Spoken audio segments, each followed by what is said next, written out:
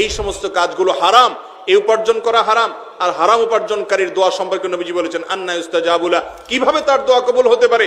তার দোয়া কবুল হবে না, ইবাদত কবুল হবে না। এজন্য ভাইরা আমার, টেলিভিশন চ্যানেলগুলোতে যখন ধরা পড়ে যে কোনো একজন দোকানদার এত পরিমাণ তেল তিনি স্টক করেছেন, এত পরিমাণ খাদ্য স্টক করেছেন, এবং ধরা পড়েছে তিনি এগুলো দিয়ে অবৈধ মুনাফা অর্জন করতে চেয়েছেন, বাজারে কৃত্রিম ক্রাইসিস সৃষ্টি করতে চেয়েছেন, এই মানুষগুলো শুধুমাত্র মুসলমান তো নয়, মাথায় টুপি থাকে, অনেক সময় দেখে মুখে দাড়ি থাকে।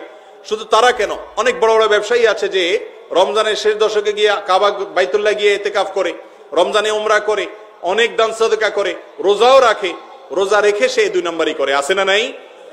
এর দুটি কারণ। প্রথম কারণ হলো গোটা সমাজ এখন ভোগ বাদে হাবুডুবু খাচ্ছে, কিভাবে ভোগ করবে এর জন্য আমরা মাতাল হয়ে গেছি, পশুকে হার মানিয়ে ফেলছি, ত্যাগের কোনো শিক্ষা আজ নাই।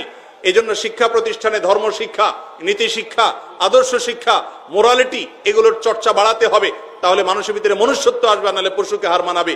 এবং আজকাল সমাজে একটা প্রবণতা হয়েছে যে আমার আখের গোছাবো কিভাবে, আমি কিভাবে পয়সা কামাই করব, তার জন্য আমি অস্থির হয়ে থাকি, সেটাতে আমার জন্য হালাল হোক বা হারাম হোক বাজ বিচার করে না।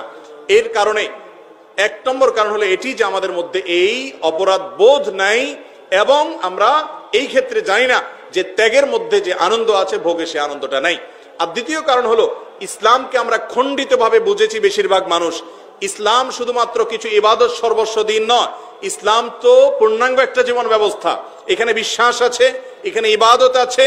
আপনার ব্যক্তিগত জীবন যাপনে কোনো ব্যক্তির হক অধিকার যদি আপনি নষ্ট করেন, আপনি আর যাই হোক খাঁটি মুসলমান হওয়ার কোনো রাস্তা খোলা থাকতে পারে না। আপনি 5 ওয়াক্ত নামাজ পড়েন, আপনি যাকাতও হয়তো দেন, আপনি হজ করেন, উমরা করেন, রোজা রাখেন, কোরআন তেলাওয়াত করেন, অথচ আপনি মানুষকে ঠকান, আপনি দোকানদারি করে ভেজাল মিশান, আপনি অবৈধভাবে গুদামজাত করে বাজারে ক্রাইসিস সৃষ্টি করে অধিক মুনাফা অর্জন করেন, এই সমস্ত কাজগুলো হারাম, এই উপার্জন করা হারাম। আর হারাম উপার্জনকারীর দোয়া সম্পর্কে নবীজি বলেছেন আন্না ইস্তাজাবু লা, কিভাবে তার দোয়া কবুল হতে পারে? তার দোয়া কবুল হবে না, ইবাদত কবুল হবে না। এজন্য ভাইরা আমার, যে সমস্ত ব্যবসায়ী ভাইরা মনে করছেন যে আমি দান সদকা করে আমার কালো টাকা সাদা করে ফেলবো, হারামটা হালাল করে ফেলবো, বৃদ্ধ বয়সে আমি তাসবিহ তাহলিল করে সব কাটাকাটি হয়ে যাবে, তারা ভুলের স্বর্গে বাস করছেন। বান্দার হক আল্লাহ তাআলা মাফ করবেন। অতএব আপনি ব্যবসা করতে কোনো অসাধুতা যদি অবলম্বন করেন, একইভাবে যারা ক্রেতা তাদেরও অনেক কর্তব্য আছে বিক্রেতার প্রতি, সেগুলো তারা পালন করতে হবে। নবী করিম সাল্লাল্লাহু আলাইহি ওয়াসাল্লাম বলেছেন রাহিমাল্লাহু রাজুলান সামহান ইযা বা সামহান ইযা ইশতারা, আল্লাহ রহম করেন যে ব্যক্তি কিনতে গেলেও ভালো মানুষের পরিচয় দেয়, বিক্রি করতে গেলেও ভালো মানুষের পরিচয় দেয়।